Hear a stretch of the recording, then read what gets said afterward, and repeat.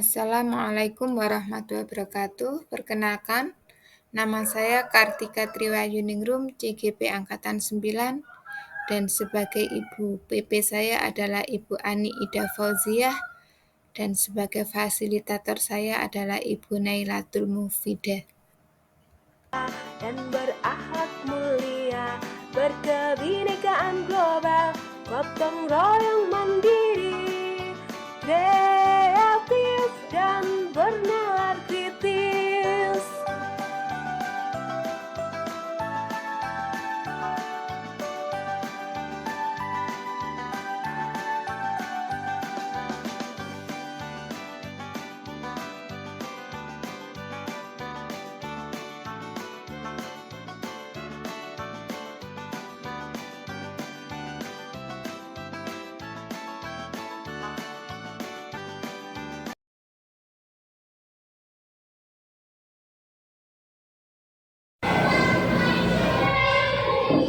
Assalamualaikum warahmatullahi wabarakatuh. Alhamdulillahirabbil alamin. Wassalatu wassalamu asrofil anbiya'i wal mursalin sayyidina wa maulana Muhammadin wa ala alihi wa sahbihi ajmain, amma ba'du. Yang terhormat Ibu Kartika Triwayuningrum SPD selaku Kepala Sekolah Peserta Materi, dan yang kami hormati Bapak Ibu Guru SD Jati Perluan yang berbahagia. Pertama-tama marilah kita panjatkan puji syukur atas kehadirat Allah SWT yang mana kita telah diberikan limpahan rahmat serta hidayahnya sehingga kita dapat berkumpul bersama dalam keadaan sehat walafiat. Kedua kalinya tak lupa sholawat serta salam tetap tercurahkan kepada baginda Nabi Agung Muhammad SAW. Mudah-mudahan kita semuanya mendapatkan syafaat beliau di yaumul qiyamah nanti. Amin amin ya rabbal alamin. Hadirin yang berbahagia, hari ini akan diadakan sosialisasi diseminasi budaya positif di sekolah. Sebelum sosialisasi dimulai, marilah kita buka acara di siang hari ini dengan bacaan basmalah. Bismillahirrahmanirrahim. Mudah-mudahan acara ini berjalan dengan lancar. Amin amin ya rabbal alamin. Selanjutnya yakni menyanyikan lagu Indonesia Raya yang akan dipandu oleh Ibu Radi. Hadirin dimohon berdiri.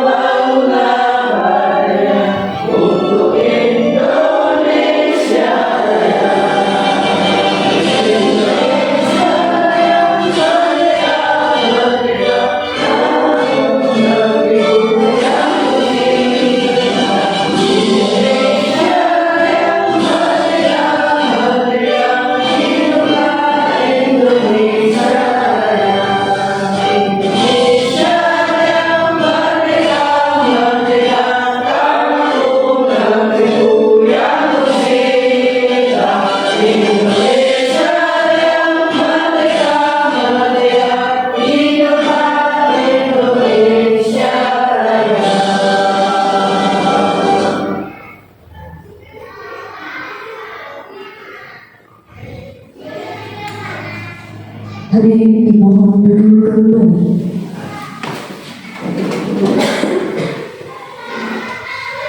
Alhamdulillahirrahmanirrahim. Acara demi acara di siang hari ini sudah kita lalui bersama. Acara yang terakhir yakni penutup dan doa yang akan dipimpin oleh Pak Ridho. Kemudiannya dipersilakan.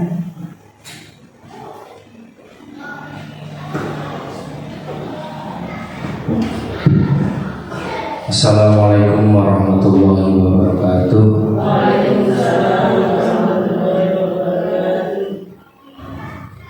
Al-Fatihah. Bismillahirrahmanirrahim.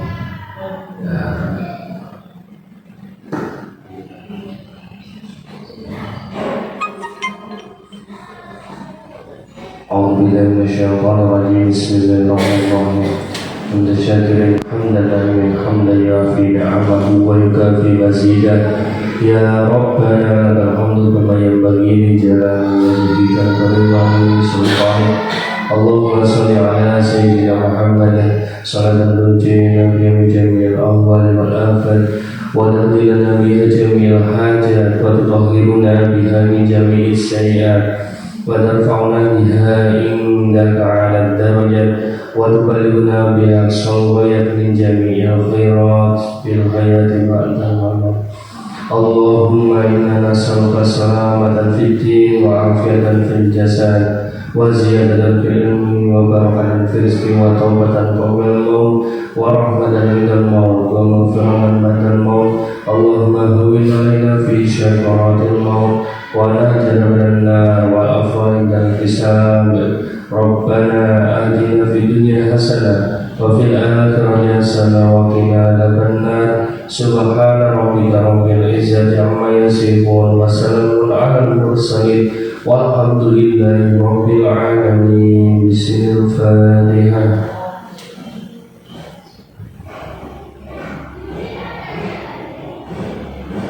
Assalamualaikum warahmatullahi wabarakatuh.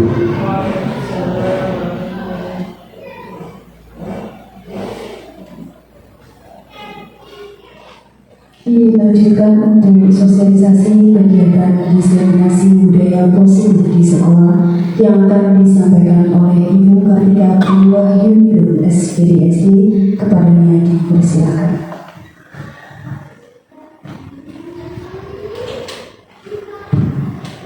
Assalamualaikum warahmatullahi wabarakatuh.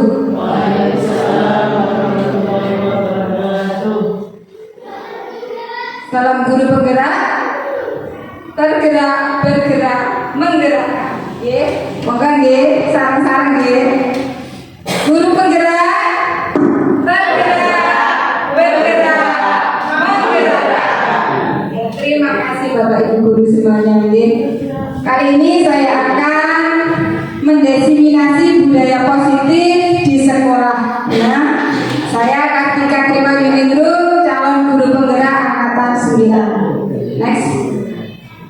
Kali ini saya akan aksi nyata modul 1.4 budaya positif ya, tentang menyebarkan pemahaman dan pengalaman penerapan budaya positif. Next. Selamat datang Bapak Ibu guru ya yang hebat. Mari belajar bersama, berkolaborasi dan saling mendukung demi mewujudkan disiplin positif di sekolah kita tercinta ini ya. Next ya, untuk kali ini konsep utama budaya positif yang pertama itu ada disiplin positif dan nilai-nilai kebijakan universal. Kedua ada teori motivasi, hukum dan penghargaan, kemudian restitusi. Selanjutnya ada keyakinan kelas, ada kebutuhan dasar manusia dan dunia berkualitas. Ada restitusi, 5 posisi kontrol ya. Selanjutnya ada segitiga restitusi. Baiklah Bapak Ibu, untuk perubahan paradigma saya minta ada 2 perwakilan, silakan maju ke depan. Monggo.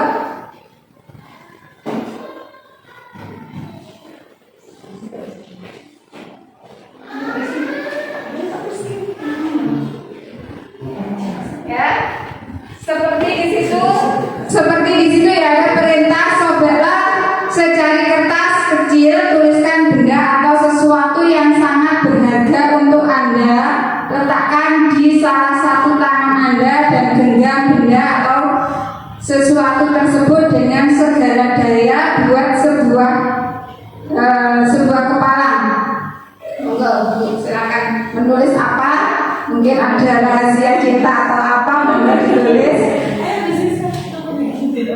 Terserah panjenengan nulis apa.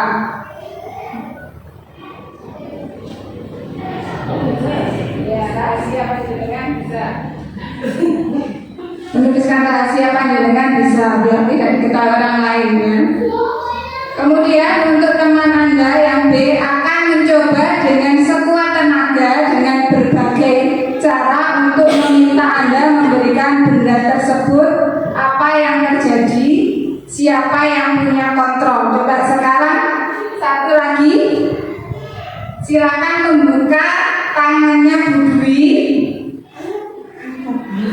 Monggo.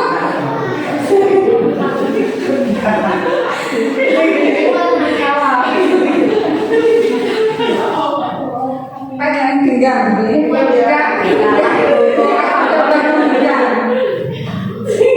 Harus sampai ini.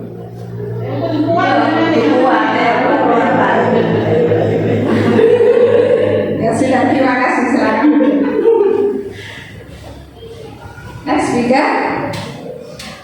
Nah, di sini berarti panjenengan tadi sudah menyaksikan ya teori kontrol oleh William Glasser meluruskan miskonsepsi tentang makna kontrol ya. Yang pertama itu ilusi guru mengontrol murid ya.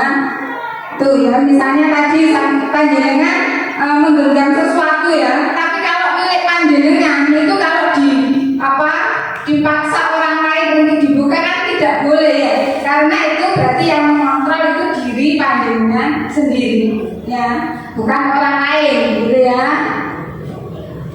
Ilustrasi bahwa kritik dan membuat orang merasa bersalah dapat menguatkan karakter ya.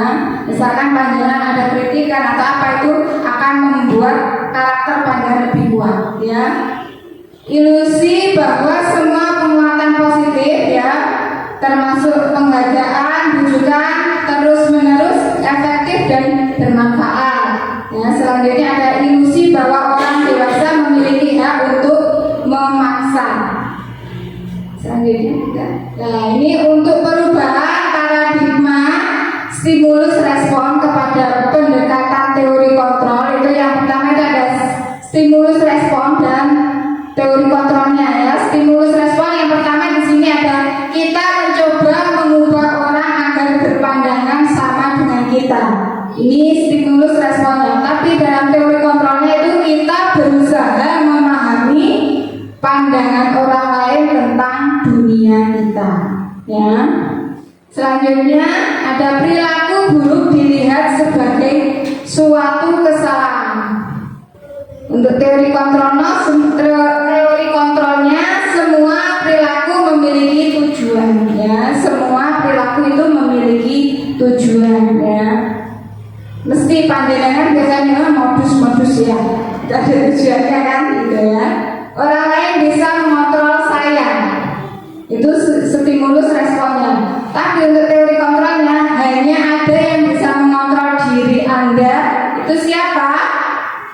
Diri sendiri ya, bukan orang lain ya. Tuh. Saya bisa mengontrol orang lain, tapi untuk teori kontrolnya Anda tidak bisa mengontrol orang lain. Tidak bisa kita mengontrol orang lain. Karena apa? Orang lain ini memiliki prinsip sendiri-sendiri ya. Itu ya. Cuman ya memang kita harus mengetahui situasi dan kondisi di lingkungan kita ya, tidak boleh egois ya, meskipun kita tidak bisa dikontrol oleh orang lain ya. Pemaksaan ada pada saat bujukan gagal, tapi untuk teori kontrol kolaborasi dan konsensus menciptakan pilihan-pilihan baru ya.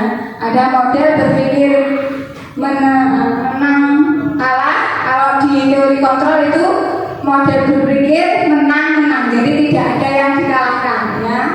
Di sini tidak ada yang dirugikan, saling menguntungkan ya. Selanjutnya juga dalam menciptakan lingkungan positif, salah satu strategi yang perlu kita tinjau kembali adalah penerapan disiplin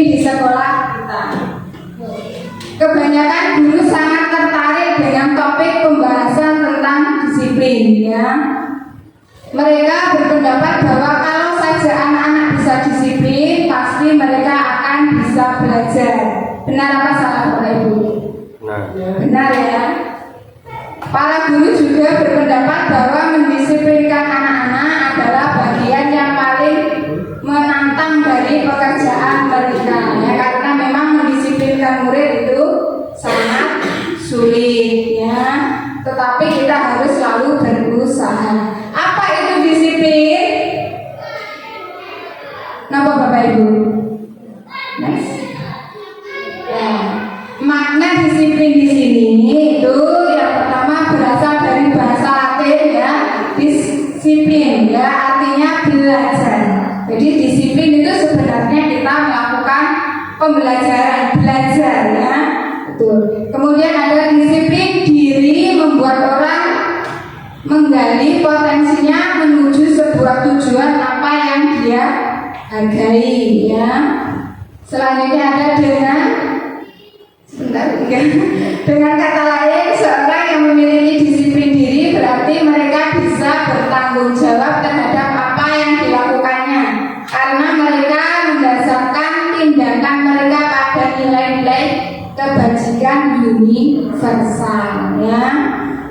Namun dalam budaya kita, makna kata disiplin telah berubah menjadi sesuatu yang dilakukan seseorang pada orang lain untuk mendapatkan kepatuhan ya. Kecenderungan umum adalah menghubungkan kata disiplin dengan ketidaknyamanan, bukan dengan apa yang kita hargai atau pencapaian suatu tujuan mulia. Itu tadi makna disiplin. Next. Nah, sekarang ada peraturan sekolah, ada kesepakatan kelas dan ada keyakinan kelas ya. Untuk peraturan sekolah, apa peraturan sekolah itu? Apa Bapak? Ya, termasuk tata tertib itu contohnya ya. Di sini melibatkan siswa apa tidak kalau kita membuat tata tertib? Kalau tata tertib kita yang membuat, tidak melibatkan siswa ya. Tetapi sasarannya itu siswa ya. Ya. Kalau kesepakatan kelas ini baru melibatkan siswa ya. Siswa kita terlibat di dalam membuat kesepakatan kelas ya. Dari hasil kesepakatan itu nanti memunculkan namanya keyakinan kelas ya, keyakinan kelas. Next. Nah, untuk keyakinan kelas di sini, mengapa tidak peraturan saja? Mengapa harus keyakinan kelas? Ya. Alasannya yang pertama, mengapa kita memiliki peraturan harus menggunakan helm bila mengendarai kendaraan roda 2? Apa alasannya Bapak Ibu? Kalau kita berkendara sepeda motor harus mengenakan helm. Iya, agar tidak kena tilang ya. Itu. Kemudian yang kedua, mengapa kita memiliki peraturan 3M, menggunakan masker, mencuci tangan dan menjaga jarak 1,5 meter? Mengapa?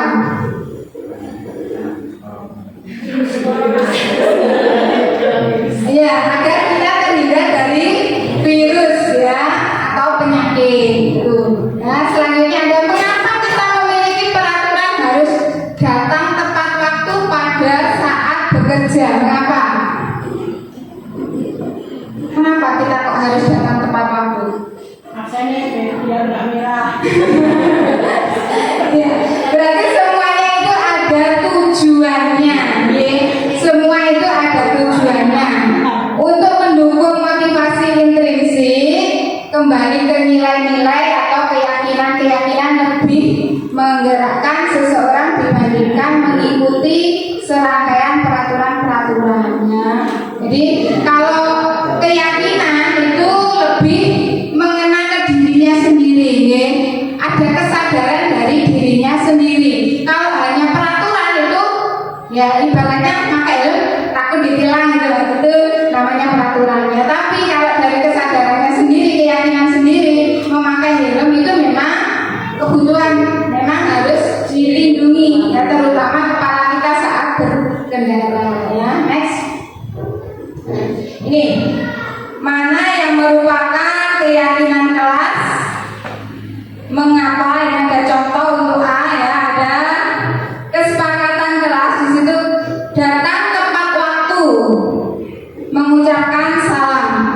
menjaga kebersihan sekolah, berdoa sebelum dan sesudah kegiatan, aktif dalam pembelajaran, tertib.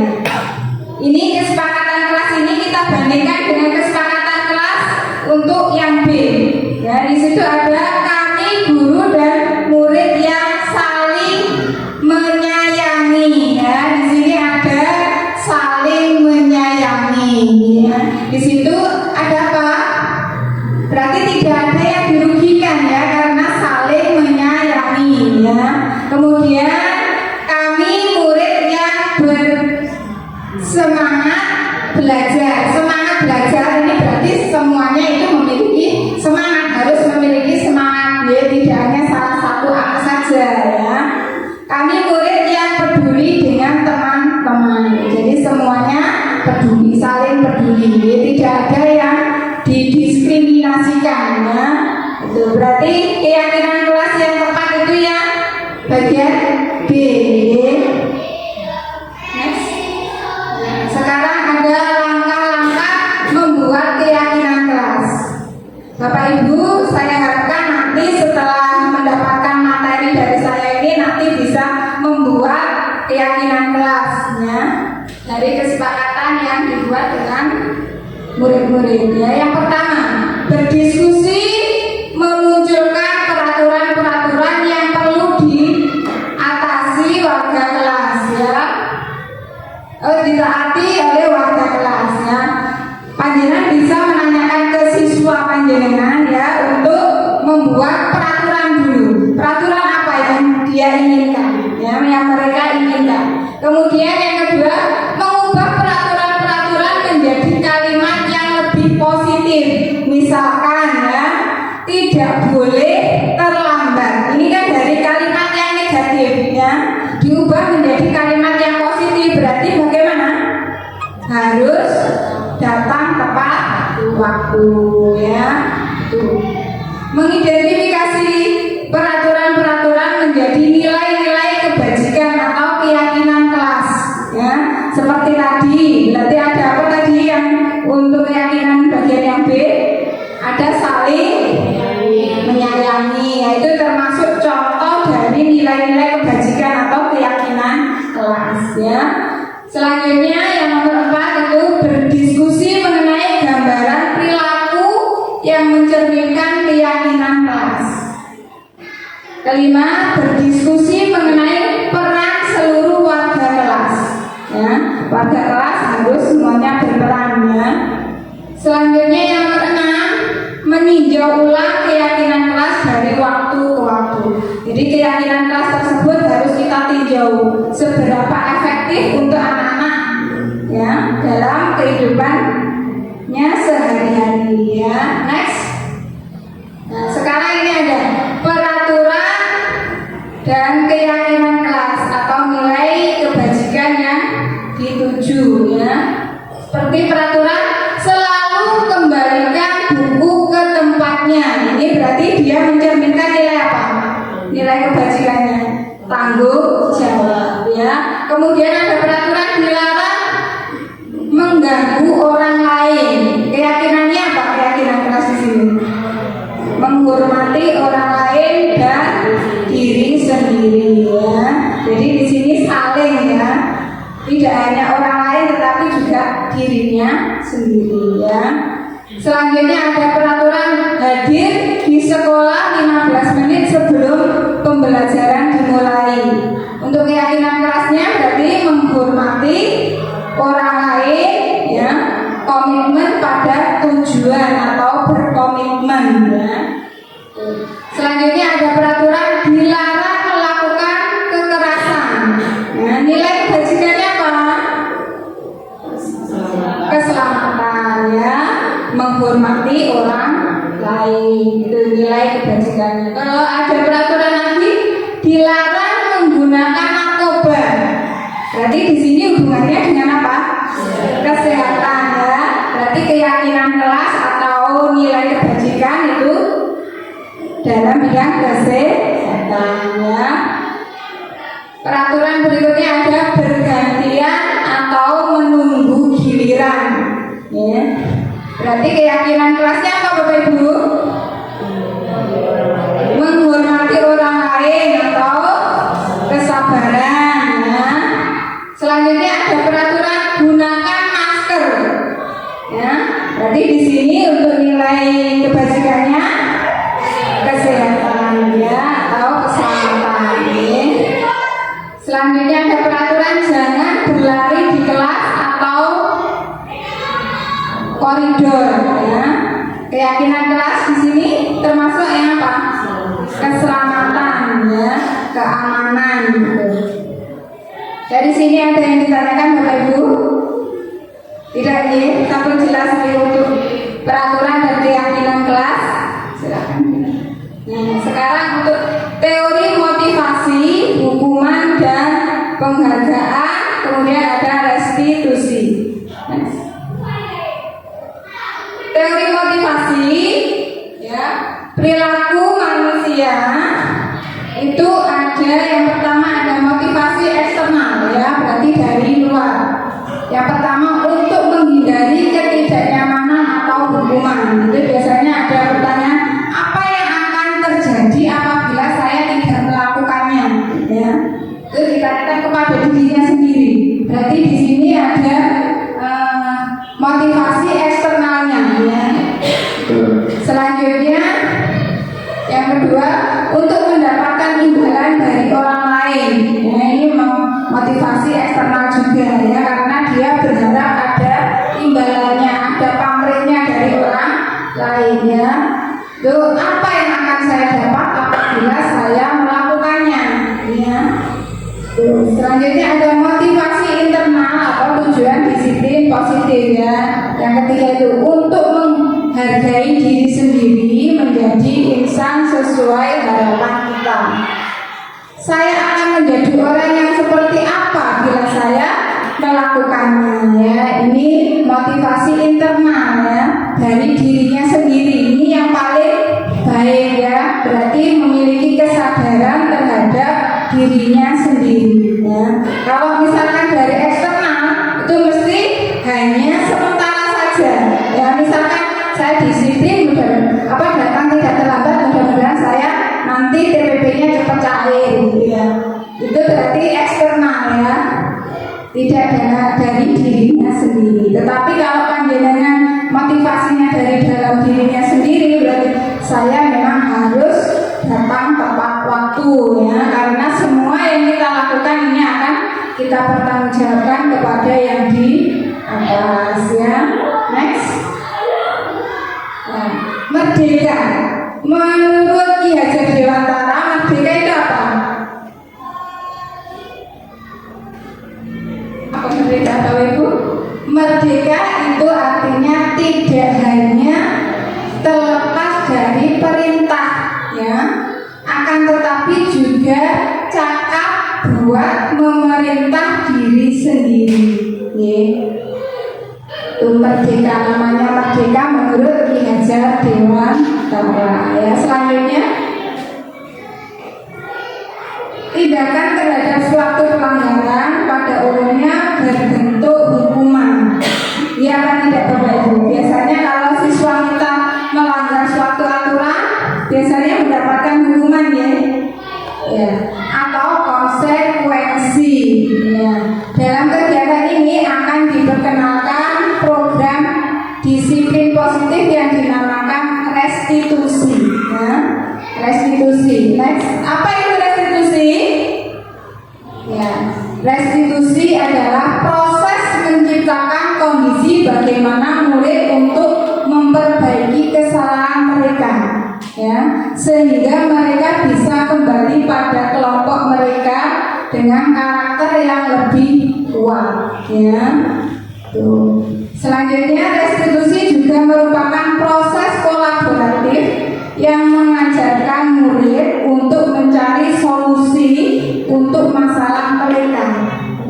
Setiap siswa mesti memiliki masalah dan membantu murid berpikir tentang orang seperti apa yang mereka inginkan dan bagaimana mereka harus memperlakukan orang lain ya. Misalkan ada anak yang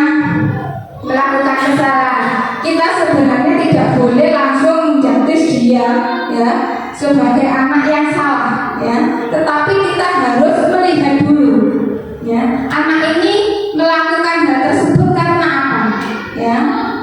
Kita sendiri itu kan tidak selamanya benar ya. Tidak ada orang itu yang sempurna hanya Allah ya. Kita bisa di situ membicarakan dengan baik-baik ya.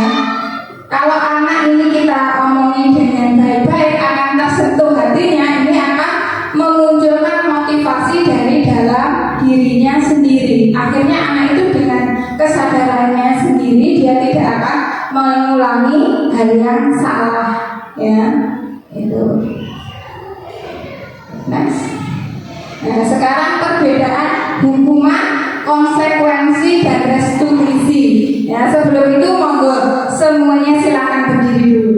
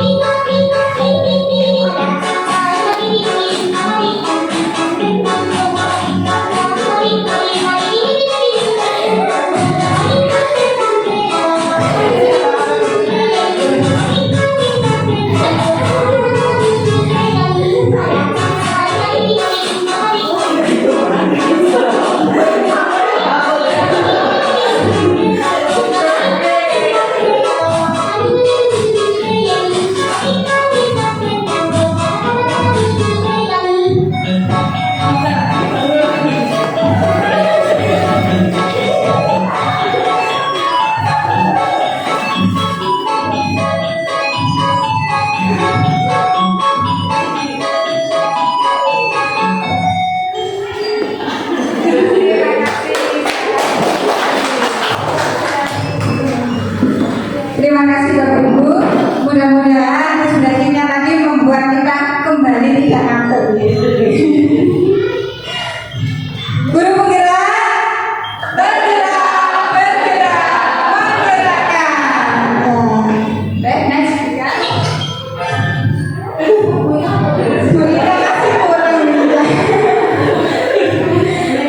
Sekarang kita akan mengenal identitas gagal, identitas sukses ya. Ada hukuman ya, ada disiplin di sini, konsekuensi dan restitusi ya. Kalau ada hukuman, sesuatu yang meyakinkan harus terjadi, berarti konsekuensinya di situ sesuatu harus terjadi ya. Restitusinya apa? Restitusinya di sini merupakan pilihan ya, pilihan. Selanjutnya ada hukuman di situ tidak nyaman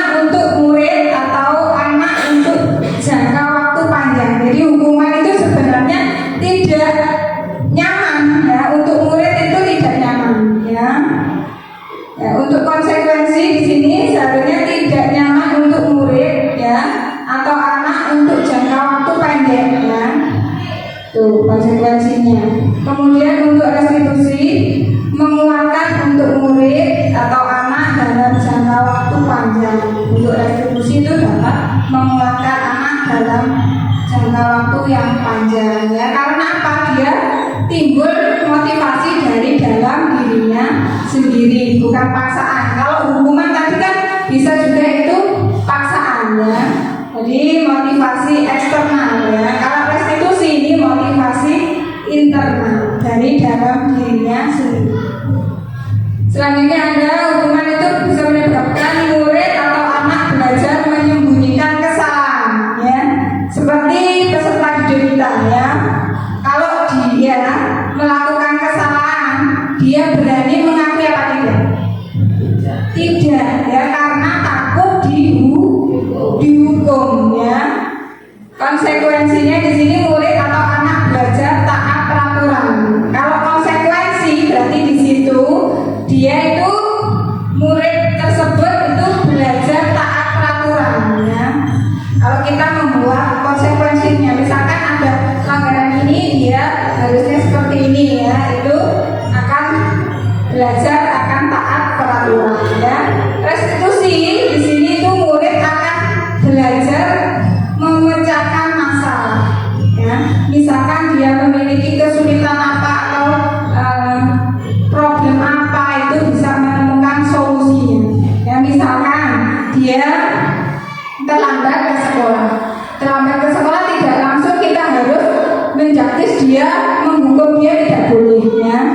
Kita harus menggunakan langkah-langkah restitusi ya. Di situ biar anak tersebut dapat memecahkan masalahnya ya. Kita harus bicara dari hati ke hati. Nanti kita pelajari tentang restitusi itu langkah-langkahnya bagaimana ya.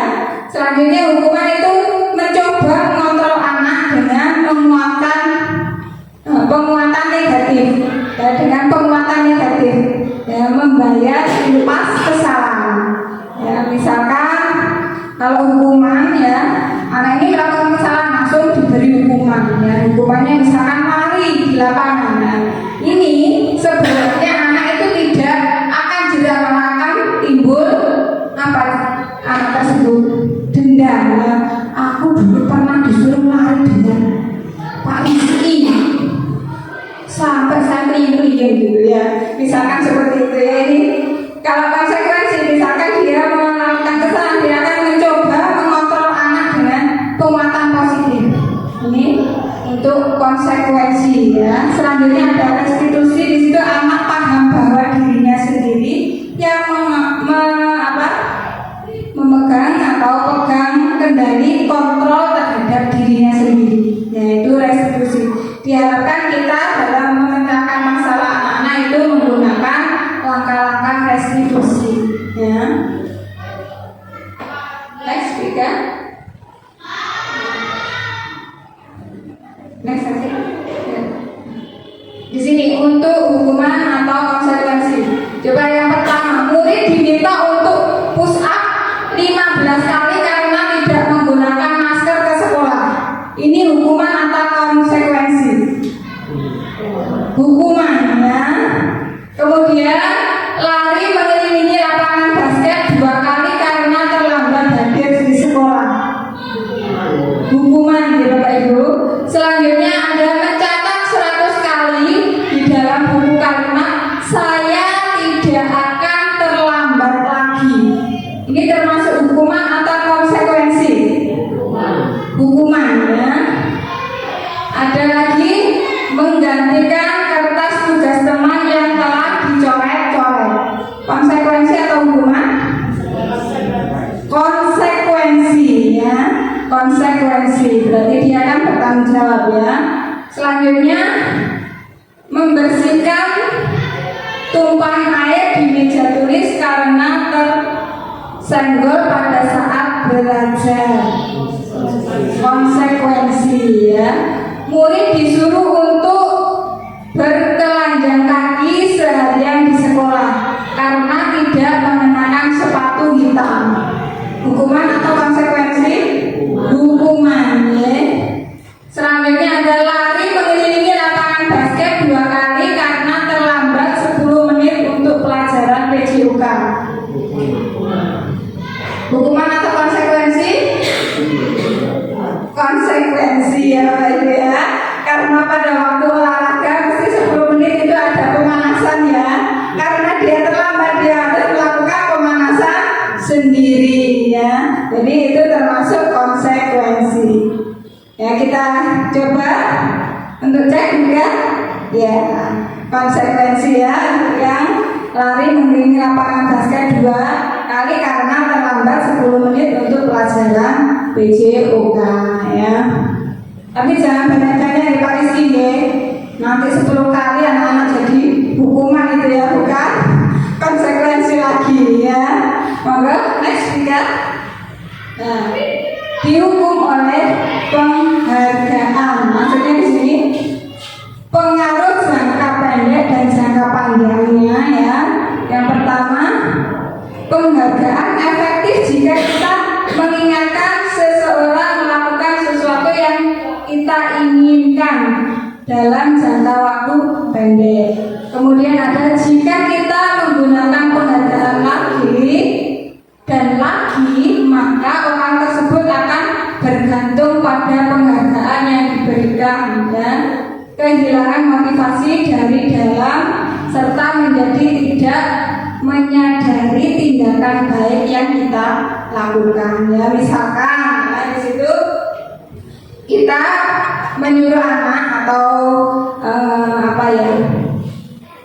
memberikan suatu pertanyaan, terus kita iming-imingi dengan hadiah ya. Ini akhirnya anak akan ketergantungan Bapak Ibu ya. Ini tidak boleh ya.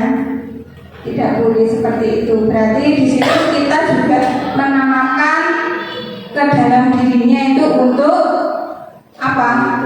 Pamrih ya, mencari pamrih gitu ya. Penghargaan tidak efektif. Maksudnya di sini suatu penghargaan adalah suatu benda atau peristiwa yang diinginkan yang dibuat dengan persyaratan hanya jika Anda melakukan hal ini, maka Anda akan mendapatkan penghargaan yang diinginkan. Jika tidak mendapatkannya, maka akan kecewa dan berkecil hati, serta kemungkinan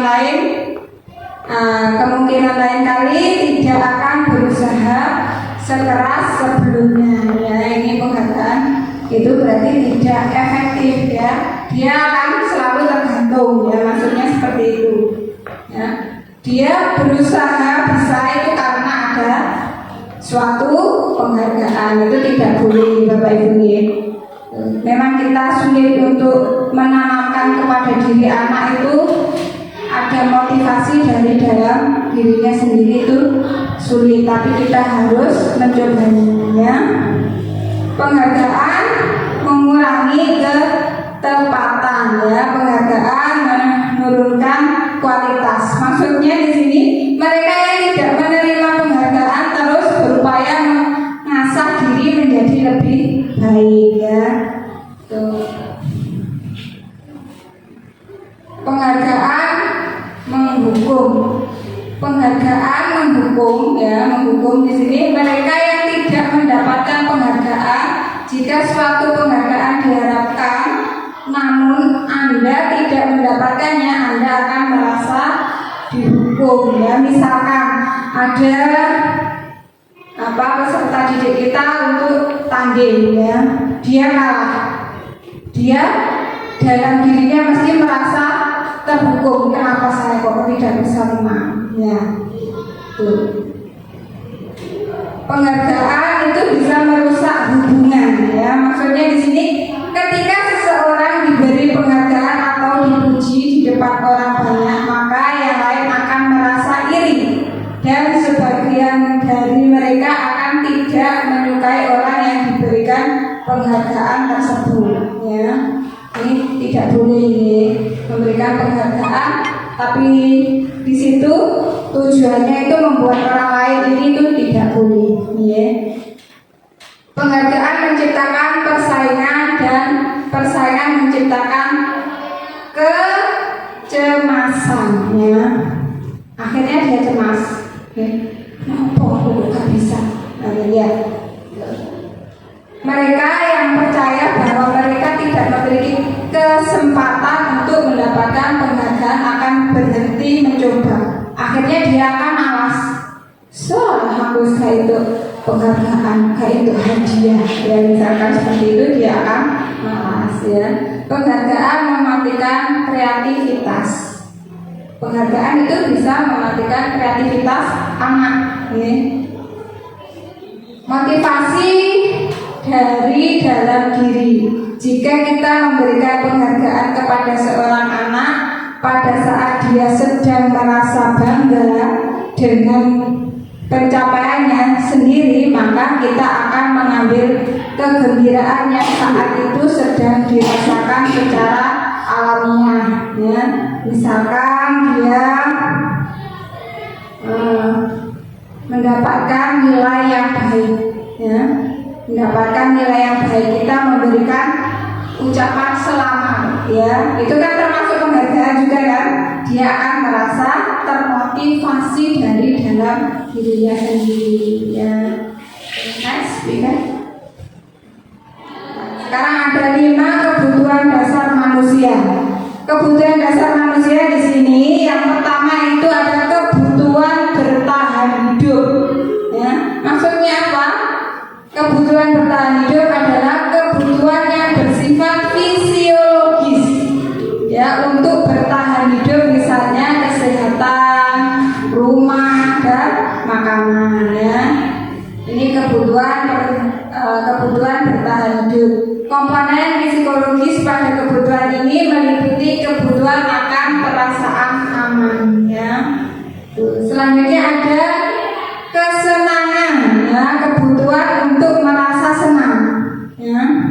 Kebutuhan akan kesenangan adalah kebutuhan untuk mencari kesenangan bermain dan tertawa ya. Padahal kalau senang itu biasanya diekspresikan dengan apa? Tertawa ya.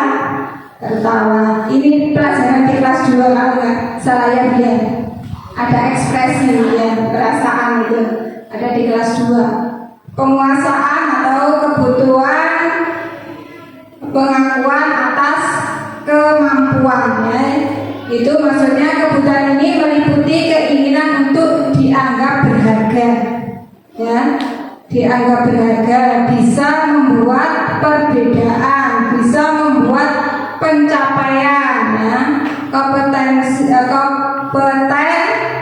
yang diakui atau dihormati ya. Ini penguasaan. Selanjutnya ada kebutuhan dasar manusia, yaitu kebebasan ya, kebutuhan akan pilihan ya. Dia memiliki pilihan sendiri ya. Kebutuhan untuk bebas adalah kebutuhan akan kemandirian, otonomi, memiliki pilihan dan mampu mengendalikan arah hidup seseorang ya. Selanjutnya ada kasih sayang dan rasa diterima ya, kebutuhan untuk diterima ya. Kita sebagai manusia merasakan ya, ingin diterima di suatu apa? Di suatu tempat atau di suatu komunitas ya. Tuh ya, kebutuhan untuk disayangi dan diterima meliputi kebutuhan akan hubungan dan koneksi sosial, kebutuhan untuk memberi dan menerima kasih sayang, dan kebutuhan untuk merasa menjadi bagian dari suatu kelompok. Itu 5 kebutuhan dasar manusia ya. Sekarang di situ ada Lestri, ibu guru bilang, aku tidak boleh bersenandung sewaktu mengerjakan tugas. Katanya kelas harus tenang, tidak ada suara. Padahal kan aku suka dan senang menyanyi. Di sini termasuk kebutuhan apa Bapak Ibu? Kebutuhan apa? Ibu guru bilang aku tidak boleh bersenandung sewaktu ya, kebebasan. Berarti dia tidak bebas melampiaskan kesenangannya ya. Ibu guru tidak menyapaku hari ini, padahal aku pakai jepit rambut baru. Termasuk kebutuhan apa ini?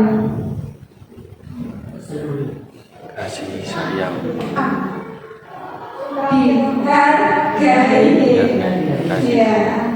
kasih sayang. Aku bosan masa belajarnya cuma gitu-gitu aja, dengerin ibu guru aja. Ini termasuk kebutuhan apa?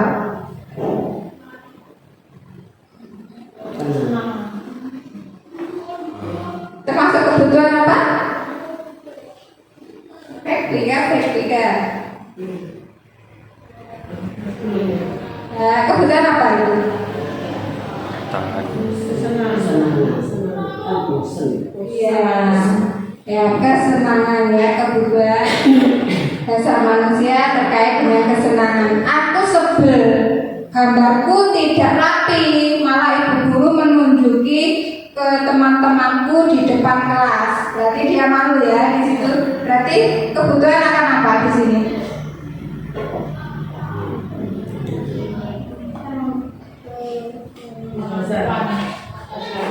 Pengakuan ya. Nah, pengakuan ya. Dunia berkualitas itu maksudnya ya di sini dunia berkualitas adalah tempat khusus di pikiran yang berisi gambaran tentang yang kita inginkan dan membuat kita bahagia dan terpengaruhi kebutuhan dasar kita. Itu dunia berkualitas ya. Murid juga memiliki gambaran dunia berkualitas ya. Kita sebagai guru pasti ingin memasukkan nilai-nilai kebajikan di dalamnya ya. Jika guru mampu membangun interaksi yang memberdayakan dan memerdekakan murid, maka murid akan menjadi individu yang positif dalam dunia berkualitas ya, karena murid menghargai nilai-nilai kebajikan. Next.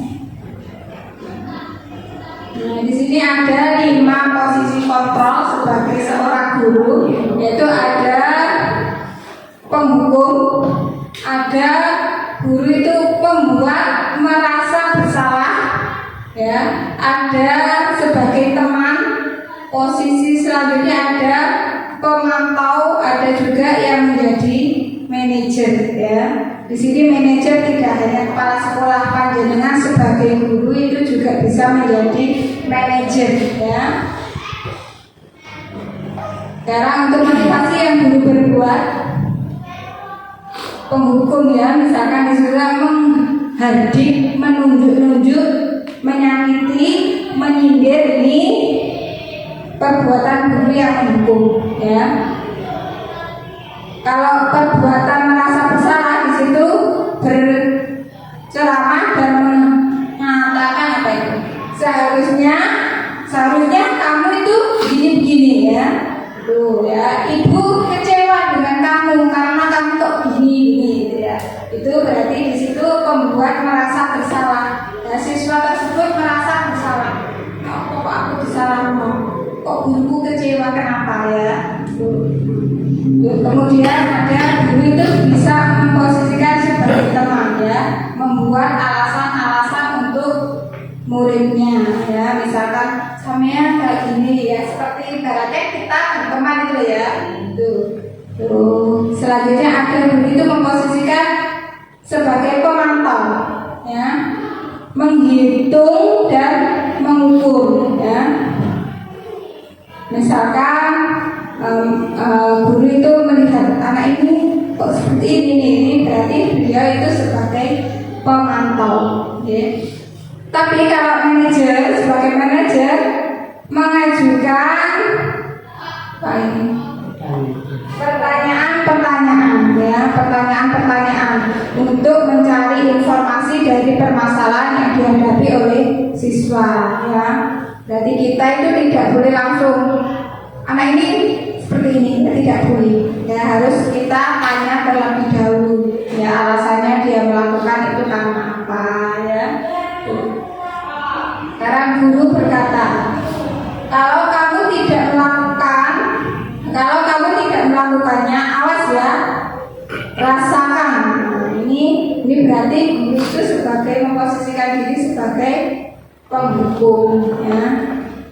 Kemudian ada, kamu seharusnya kamu sudah tahu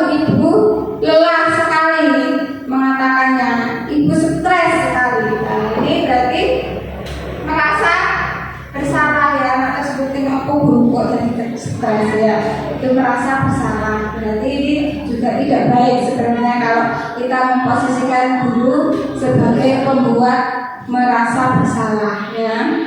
Kemudian kalau kita sebagai teman, ayolah lakukan bumi ibu ya, misalkan teman panjenengan dengan mengepak-epak ya, itu bisa ya. Sekarang memantau apa peraturannya, berarti ditanyakan peraturannya yang dilanggar itu apa, berarti dia itu sebagai pemantau ya. Selanjutnya sebagai manajer itu apa yang kita yakini ya, misalkan panjenengan sudah menanyakan hal-hal alasan siswa tersebut melakukan suatu kesalahan, itu nanti panjenengan bisa menanyakan apa yang kita yakini ya, apakah hal tersebut itu benar menurut diri anak tersebut ya, ditanyakan kepada diri anak tersebut biar anak tersebut menyadari akan kesalahannya ya, itu. Terus hasil dari menghukum itu berusaha menyalahkan orang lain, berbohong ya, anak tersebut akan memberontak. Kalau kita sering memberikan hukuman, dia akan memberontak ya, akan menyalahkan orang lain. Biasanya dia untuk mengelak akan mengkambing hitamkan temannya ya. Terus ada berbohong, tidak, bukan saya Bu ya, karena dia takut untuk dihukum ya. Makanya kita kalau memposisikan guru sebagai penghukum ini salah apa benar? Salah ya. Berarti untuk kedepannya kita ubah ya, posisi-posisi seperti itu yang salah itu kita tinggalkan ya. Terus pembuat merasa bersalah di sini hasilnya menyembunyikan,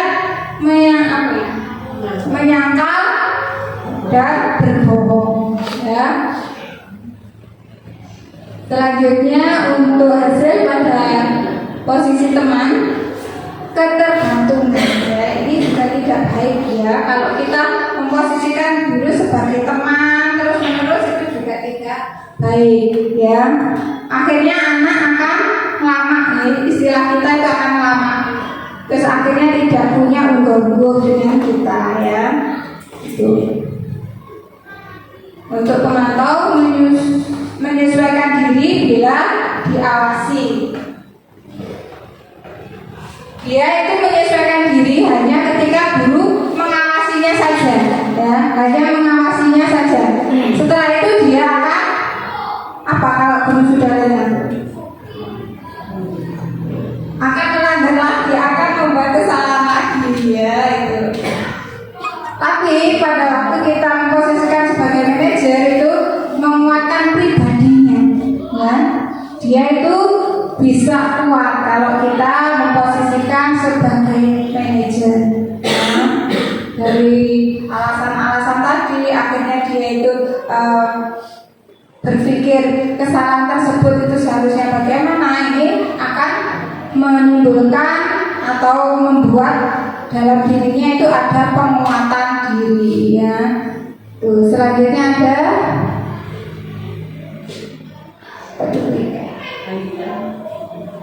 kaitan dengan dunia berkualitas ya. Penghukum murid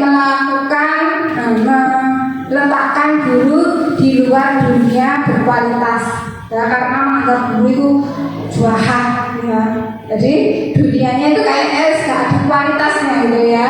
Itu. Terus untuk membuat merasa bersalah di sini murid meletakkan guru di dalam dunia berkualitas. Meletakkan gurunya itu dalam dunia berkualitas. Maksudnya di situ guru itu kayak yoyo ya, yang buat sendiri. Karena dia itu nanti merasa bersalah kalau dia tidak berbuat baik gitu ya. Tuh. Sekarang sebagai teman di situ murid meletakkan guru sebagai orang yang sangat penting di dunia berkualitas ya. Ibaratnya kalau panjenengan punya teman dekat itu ya, itu kan merasa kayak dunia itu sangat bermakna sekali ya. Gitu. Tapi itu juga sebenarnya tidak baik ya kalau kita memposisikan sebagai teman terus menerus ya itu. Kemudian pemantau murid meletakkan guru, peraturan dan hukuman di dunia berkualitas, hukum di dunia berkualitas. Untuk manajer di sini murid meletakkan dirinya sebagai individu yang positif dalam dunia berkualitas.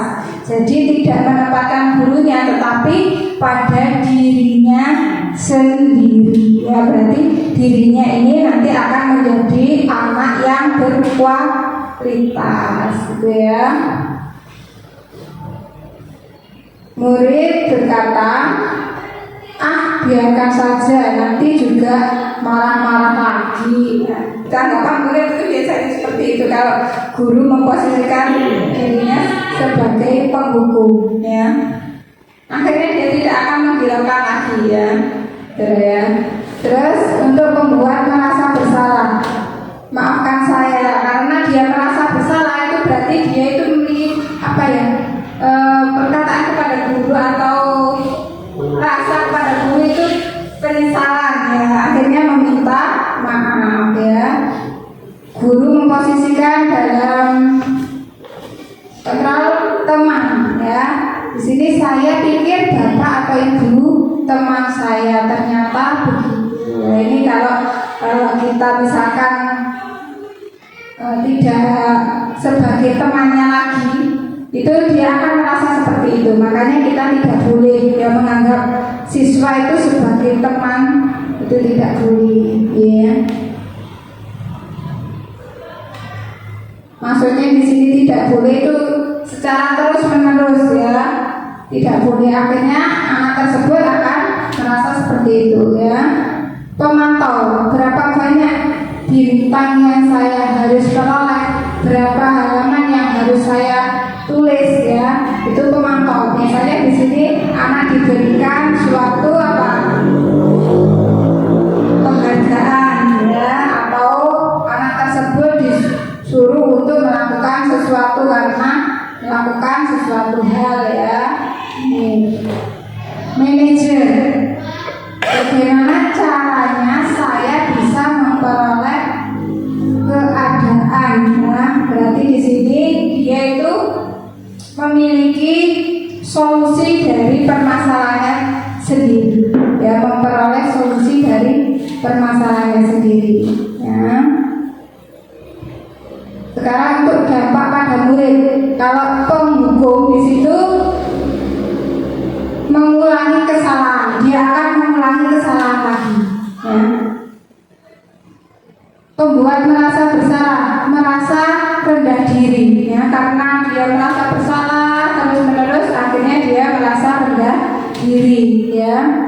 Sebagai teman lemah, tidak mandiri, tergantung, akhirnya dia menjadi tergantung. Kalau kita memposisikan sebagai temannya, abangan lemah ya, itu tidak boleh ya. Pemantau, menitik beratkan pada sanksi atau hadiah untuk dirinya. Selanjutnya ada manajer di sini mengevaluasi diri, bagaimana cara memperbaiki diri. Ya, berarti dia kalau kita memposisikan sebagai manajer, dia akan evaluasi terhadap dirinya. Ya. Karena kita tadi kan sudah menanyakan ya, alasannya apa, apakah hal tersebut baik menurut kamu ya, itu akan menumbuhkan rasa tanggung jawab pada dirinya sendiri ya. Berarti dia menumbuhkan rasa bangga akan dirinya ya, rasa percaya diri ya. Berarti di sini yang paling baik posisi kontrol yang mana Bapak Ibu? Yang paling baik sebagai manajer ya. Jangan kita itu sebagai penghukum ya. Next speaker. I want to know di mana posisi Anda sebelum belajar materi disiplin positif. Posisi Anda gimana? Penghukum kah? Sebagai teman? Penghukum ya, kebanyakan sebagai penghukum ya.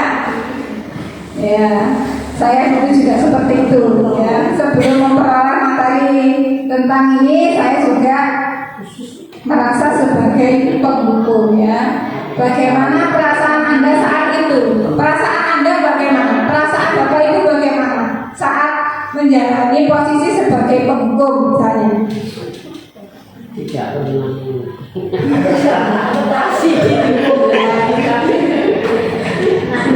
Merasa berkuasa ya.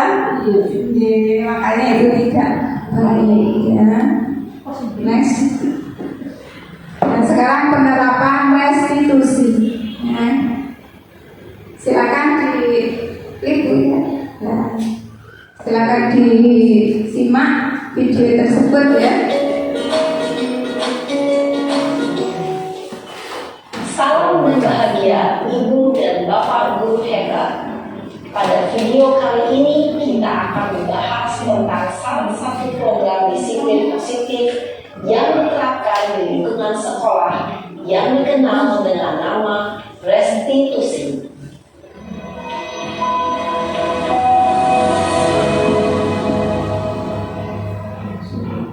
Restitusi dikembangkan oleh pakar pendidikan Gary Gosser berlandaskan pada teori kontrol Dr. William Glaser. Segitiga restitusi adalah suatu proses dialog yang dijalankan oleh guru atau orang tua agar dapat menghasilkan murid yang mandiri dan bertanggung jawab. Pada saat guru di posisi manajer, aspek yang dikembangkan pada murid adalah motivasi prinsip, sehingga penanaman nilai-nilai kebajikan dapat tumbuh dan berkembang menjadi suatu kebiasaan positif yang akhirnya membentuk karakter murid.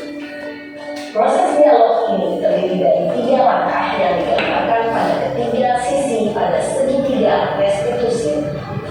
Sisi pertama adalah menstabilkan identitas. Sisi yang kedua adalah validasi tindakan yang salah. Dan sisi yang ketiga adalah menanyakan keyakinan. Ibu dan Bapak Guru, berikut ini akan menunjukkan bagaimana seorang guru berada dalam posisi manajer menggunakan penerapan segitiga restitusi.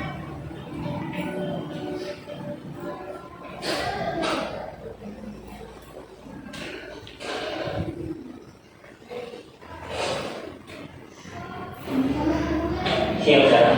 Siang Pak. Sudah lama gak ketemu Sarah? Kenapa hari ini ada di sini? Kesel Pak, kesel banget. Masa aku dikatain Pak Pina Pak? Ya aku marah lah. Aku udah dikatain mereka di depan kelas. Kesel banget. Oh begitu. Ya pasti kamu marah dan kesal. Bapak juga akan marah apabila ada yang menuduh Bapak seperti itu. Kemudian pada saat itu kamu mau melakukan apa? Ya saya langsung ngatain mereka lah Pak. Kesel banget. Saya bentak-bentak dia depan teman-teman lain. Oh begitu. Pasti kamu melakukan seperti itu karena suatu alasan tertentu kan? Iyalah, masa saya diam saja Pak. Ya saya bela diri lah. Masa saya dituduh Pak Pina? Ya wajar lah. Mempertahankan harga diri itu sesuatu yang penting buat kamu. Untung kamu tidak memiliki gagalan, hanya meminta-minta. Iya Pak. Untung saya masih bersabar dan hanya membentak saja. Sudah gemes padahal saya pasti bela diri lah. Ya pasti ya. Tapi kamu memilih untuk tetap bertahan dan bersabar. Kamu memilih untuk tidak berbuat lebih parah lagi. Iya. Nah, sekarang coba kita lihat tadi tindakan kamu yang minta-minta TK di kelas. Tindakan kamu itu kira-kira sesuai dengan keyakinan kelas atau prinsip kamu tidak? Enggak lah Pak. Capek Pak jadi marah. Jadi keyakinan atau prinsip mana yang kurang sesuai dengan keinginan kamu? Ya saya sebenarnya sangat menghargai orang lain. Mungkin saat itu saya menjadi emosi. Jadi tidak menunjukkan sikap itu. Kamu meyakini tidak? Menghargai orang lain itu penting buat kamu. Yakinlah Pak. Iya, setuju. Kita harus saling menghargai. Namun ada juga keyakinan yang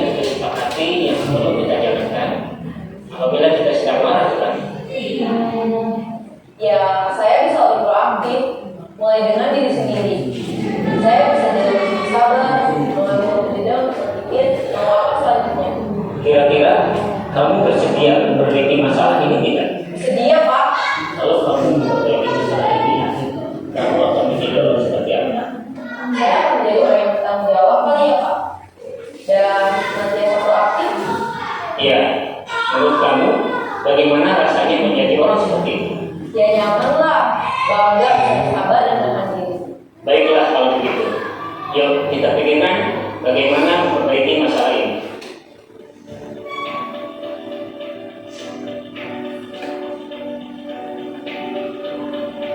Ibu dan Bapak guru hebat, baru saja kita menyaksikan contoh bagaimana seorang guru berada dalam posisi manajer menggunakan penerapan segitiga restitusi. Mari kita bahas satu persatu. Pada sisi pertama, menstabilkan identitas berdasarkan pada prinsip bahwa membuat kesalahan adalah bagian dari proses pembelajaran. Sisi pertama dari segitiga ini berperan menggeser identitas murid dari identitas gagal ke identitas sukses. Murid yang sedang bertingkah laku yang tidak pantas atau menarik diri saat itu sedang mengalami identitas gagal. Bila kita mengkritiknya, maka posisinya tidak akan berubah. Kita bisa mengajukan pernyataan ini. 1. Membuat kesalahan sesuatu yang wajar. 2. Manusia tidak ada yang sempurna. 3. Kita bisa memperbaiki masalah ini. 4. Saya tidak menanyakan kesalahannya. Saya lebih fokus bagaimana memperbaiki masalah ini. 5. Apakah saat ini kamu pernah menjadi orang yang baik untuk dirimu sendiri?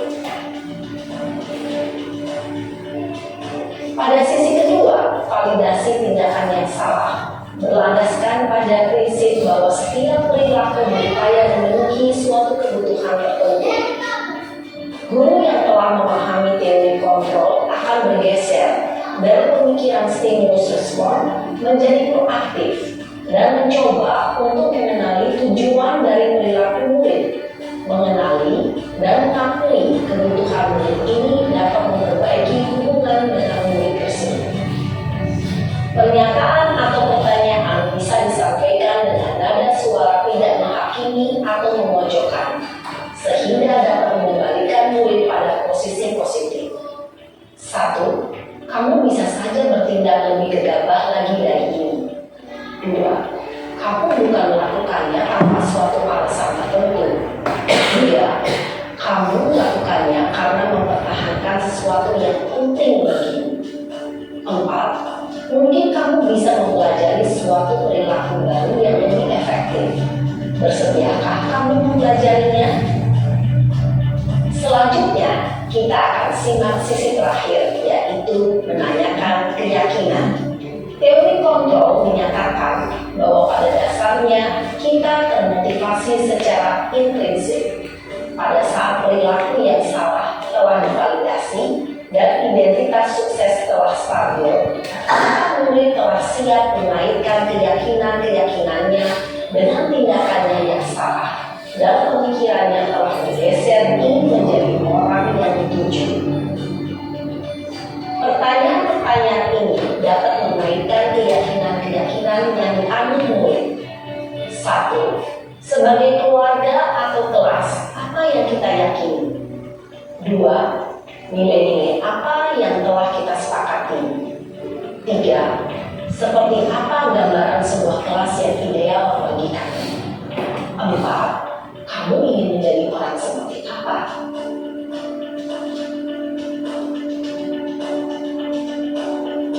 Dalam menerapkan segitiga restitusi, perlu diperhatikan beberapa hal, yaitu 1. Perilaku yang salah perlu dikaitkan dengan nilai-nilai atau keyakinan-keyakinan yang telah disepakati atau dituju. 2. Kesediaan orang yang melakukan kesalahan untuk memperbaiki masalah. 3. Pemecahan masalah sebisa mungkin relevan akan memiliki hubungan dengan masalah yang ada. 4. Usaha. Perlu adanya suatu usaha perbaikan dari pihak yang membuat kesalahan. 5. Waktu. Perlu didedikasikan waktu dari pihak yang membuat kesalahan. Tanyakan kapan akan mulai dilakukan usaha untuk memperbaiki masalah. Dengan memahami struktur penerapan segitiga restitusi, diharapkan guru dapat menerapkan posisinya sebagai manajer dengan memajukan pertanyaan-pertanyaan bermakna yang dapat membuat murid menjadi lebih percaya diri, bertanggung jawab, dan mandiri. Nah, Ibu Bapak Guru perlu tidaknya mengikuti ketiga tahapan dalam segitiga restitusi bergantung pada ringan beratnya suatu permasalahan. Misalnya, bila permasalahan tersebut ringan, maka tidak perlu dijalankan secara berurutan. Bahkan bisa semudah menanyakan apa keyakinan yang kita sepakati. Dengan menjalankan segitiga restitusi, dengan mengajukan pertanyaan-pertanyaan bermakna, diharapkan boleh menjadi kuat secara pribadi, dapat membuka wawasan murid agar dapat menyelesaikan permasalahannya sendiri, semakin percaya diri, mandiri, dan merdeka. Salam dan bahagia, Ibu Bapak Guru hebat.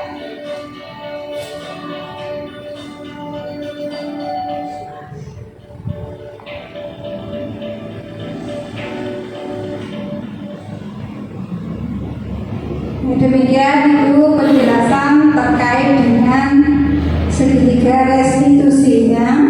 Next.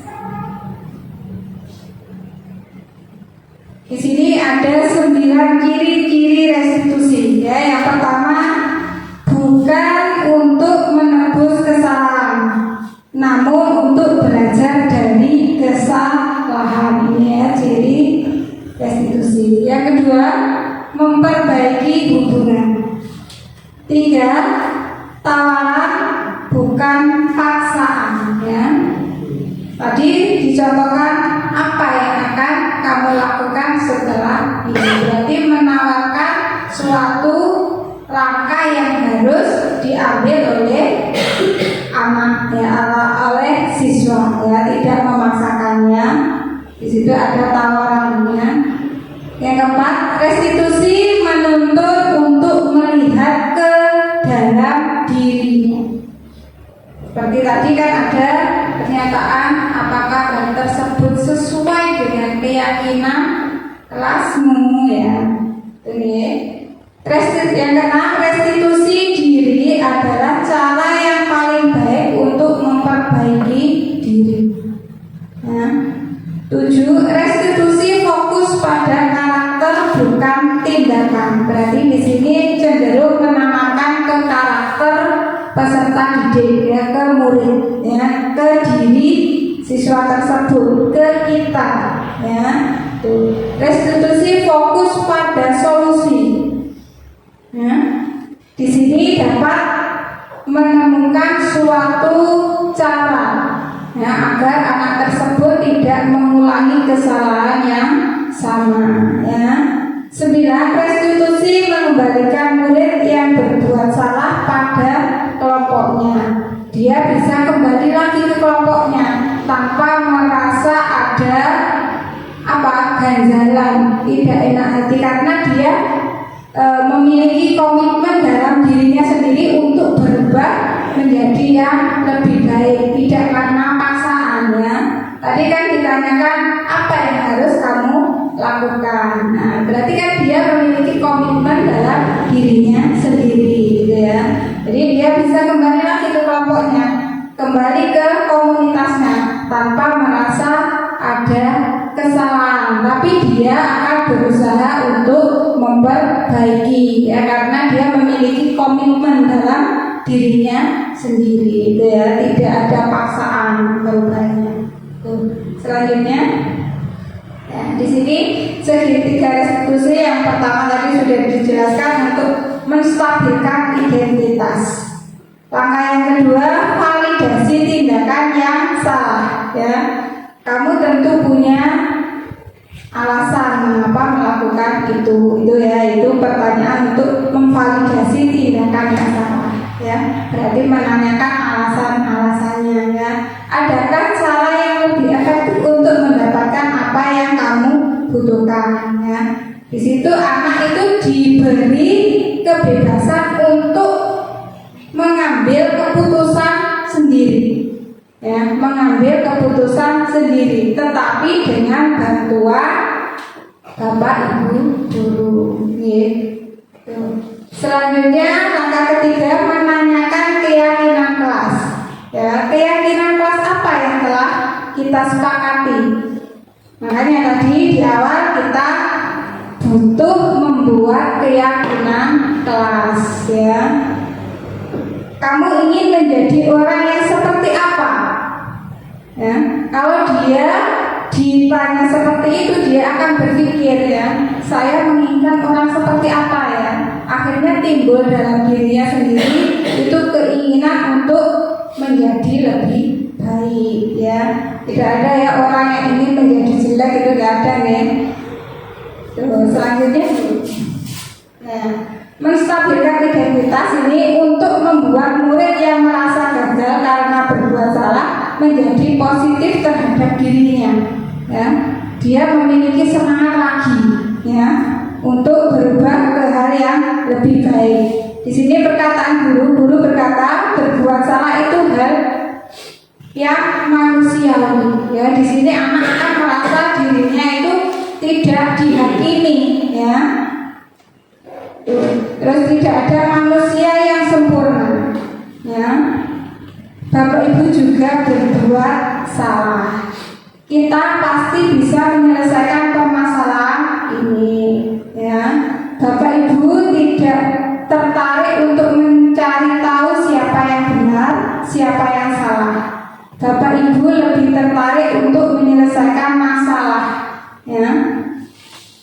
Kalau kamu menyalahkan dirimu sendiri terus-menerus, apakah kamu bersikap baik pada dirimu sendiri? Nah, ini pertanyaan atau perkataan yang dilontarkan guru pada tahap menstabilkan identitas ya. Selanjutnya kita, nah ini untuk validasi tindakan yang salah.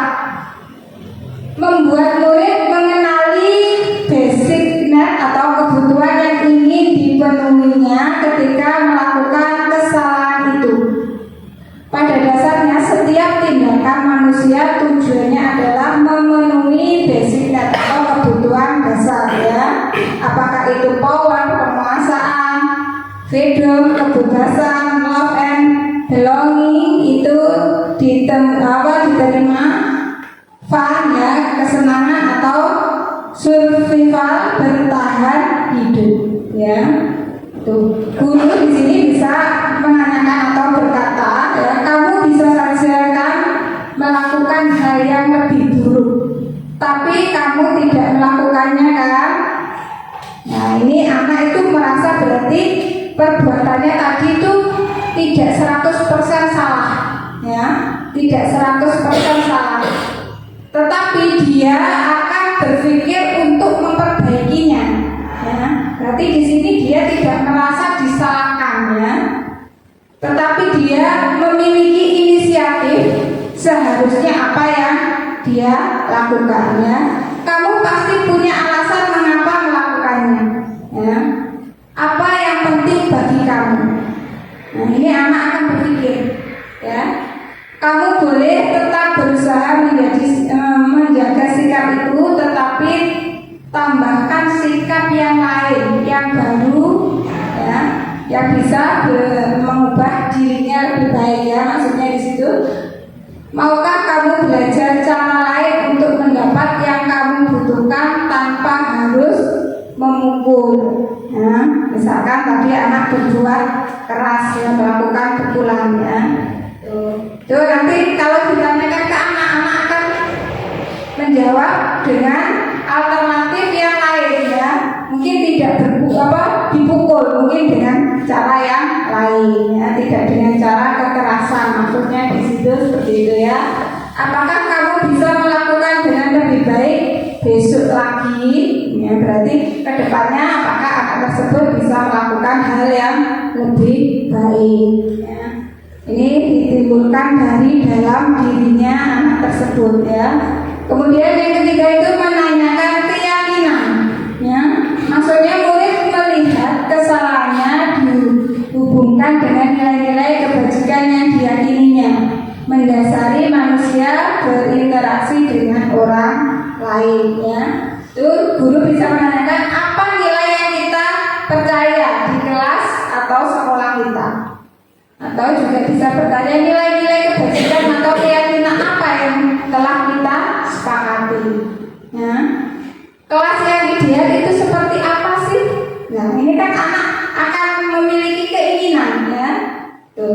Kamu ingin jadi anak seperti apa sih? Apa yang kamu rasakan ketika kamu melakukan itu? Kamu menjadi orang yang seperti apa? Pertanyaan-pertanyaan ini itu menanyakan tentang keyakinan anak tersebut, ya.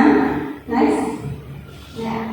Dari semuanya ya ada kesepakatan kelas, kemudian menjadi keyakinan kelas, dan sehingga lingkungan tersebut, terutama di lingkungan sekolah ini, itu akan menjadi lingkungan yang positif.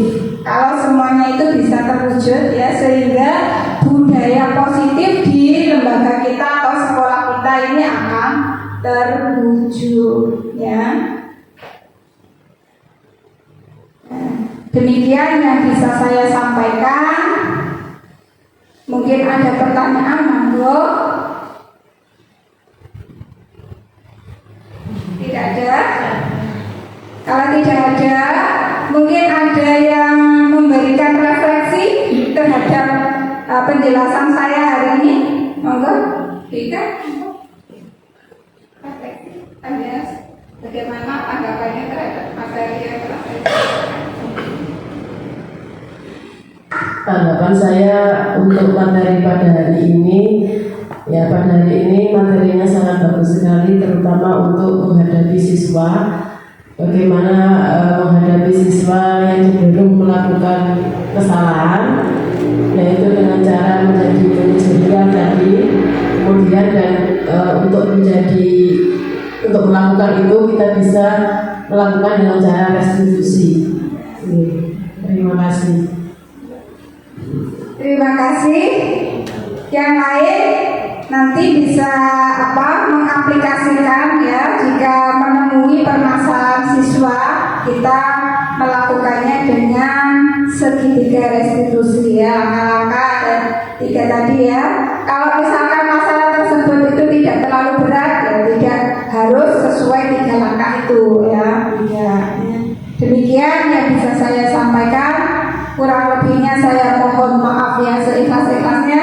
Wabillahi taufiq wal hidayah. Wassalamualaikum warahmatullahi wabarakatuh. Waalaikumsalam warahmatullahi wabarakatuh.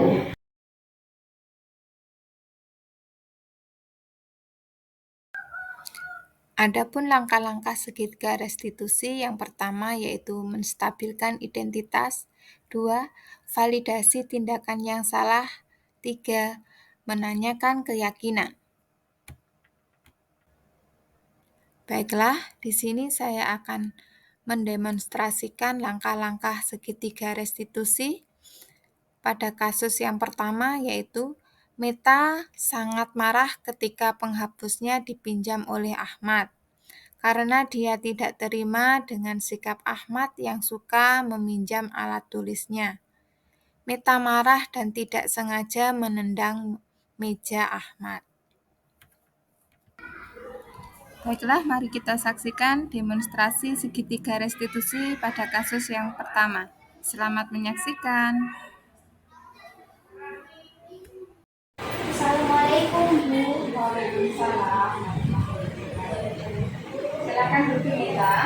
Iya Bu, terima kasih Bu. Baik, Ibu tadi dapat laporan dari ketua kelas. Katanya kamu habis bertengkar dengan Ahmad ya. Apa itu benar? Iya Bu, itu betul. Kenapa kamu melakukan hal tersebut? Karena saya sangat kesal Bu. Kenapa kamu kesal? Nah, setiap hari Ahmad suka sekali pinjam peralatan tulis saya. Saya kan jadi kesal Bu. Itu sangat wajar, Mita. Seandainya Ibu di posisi kamu, Ibu juga merasa kesal. Lalu apa yang kamu lakukan kepada Ahmad? Saya marah-marah Bu. Saya maki dia dan tanpa sengaja saya menendang meja Ahmad Bu. Oh begitu ya. Kamu pasti punya alasan untuk berbuat seperti itu. Apa alasanmu? Bagaimana tidak marah Bu? Masa setiap hari Ahmad selalu pinjam peralatan tulis saya, baik pensil, penghapus, penggaris, dan yang lain. Ya wajar jika kamu marah, karena kamu tidak rela peralatan tulis kamu dipinjam Ahmad terus menerus. Itu sangat bersyukur kamu hanya marah dan tidak sengaja menendang meja tanpa membunuhnya. Iya, Bu. Sekarang coba kita pikirkan, tindakan kamu yang marah dan tidak sengaja menendang meja Ahmad itu apakah sudah sesuai dengan keyakinan kelas kita?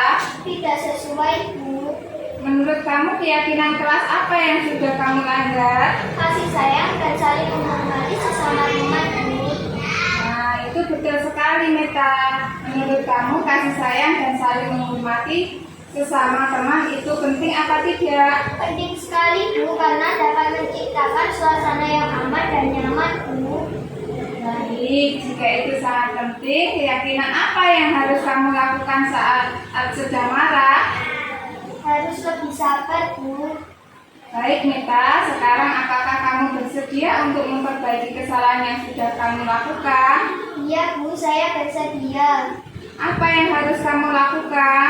Saya harus lebih bersabar dan selalu menjaga amarah ketika ada teman yang pinjam peralatan saya, dan saya harus membantu teman ketika teman saya tersebut membutuhkan. Bu, saya juga harus bersyukur dengan apa yang saya miliki. Ya, tepat sekali tindakan kamu, Meta. Alhamdulillah kamu sudah paham dengan apa yang seharusnya kamu lakukan. Tetapi tetap semangat dan selalu sabar ya. Iya, Bu, terima kasih. Assalamualaikum. Waalaikumsalam warahmatullahi wabarakatuh. Assalamualaikum warahmatullahi wabarakatuh. Saya Meta Azalea Hibatillah, siswi kelas 6 SD Negeri Jati Pelem 2. Kali ini saya sangat senang sekali karena pemecahan masalah dengan penerapan segitiga restitusi oleh Bu Kartika menurut saya sangat efektif dan saya dengan nyaman mendapatkan solusi dari permasalahan yang saya hadapi. Terima kasih Bu Kartika. Wassalamualaikum warahmatullahi wabarakatuh. Kasus yang kedua yaitu Tegar tidak mengikuti kegiatan ekstrakurikuler pramuka tanpa izin karena ikut ayahnya pergi ke rumah nenek. Selamat menyaksikan video demonstrasi segitiga restitusi pada kasus yang kedua. Selamat menyaksikan. Waalaikumsalam. Silakan duduk. Tegar, Ibu Guru pada hari Jumat kemarin dapat laporan dari pimpinan pramuka katanya kamu tidak mengikuti kegiatan pramuka. Iya. Iya, Bu. Kenapa kamu melakukan hal tersebut? Karena saya diajak ayah untuk menanya, Bu. Kenapa kamu tidak memberitahu kakakmu? Wah, kamu pasti senang bisa berkunjung ke rumah nenek. Ketika juga sangat senang jika berkunjung ke rumah nenek. Tapi apakah hal tersebut sudah sesuai dengan aturan kelas kita? Tidak, Bu, karena saya tidak mengikuti pramuka tersebut tanpa izin.